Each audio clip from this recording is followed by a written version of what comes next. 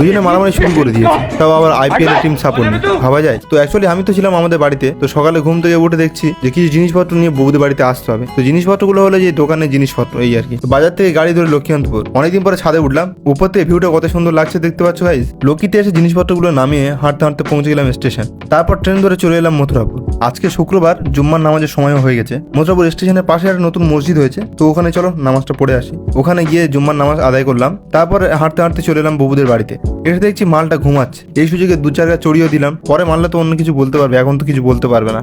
সন্ধ্যায় আমি আর মাসরুর চলে এলাম স্টেশনের পাশের মসজিদে ইফতারের জন্য। এখানে এসে ভালো মতো ইফতারও করলাম, ইফতার করে নামাজ আদায় করে স্টেশনে এসে একটু আড্ডা মারলাম, আর এই গরমে নিজেকে একটু ঠান্ডাও করলাম। অনেক রাত তো হয়ে যাচ্ছে, প্রায় 9টা মতো বাজে, এখন বাড়ি যেতে হবে। এসে দেখছি যে টিভিতে চলছে আইপিএল খেলা, সকলে মিলে বসে গেলাম খেলা দেখার জন্য। খেলা দেখবো কি, এদের দুজনের যা কাণ্ড, একে অপরকে চাঁটাচাঁটি করছে আর শুধু মারামারি করছে, কি আর বলবো। তো গাইস, তোমরা কাকে সাপোর্ট করো, চেন্নাইকে নাকি আরসিবি কে?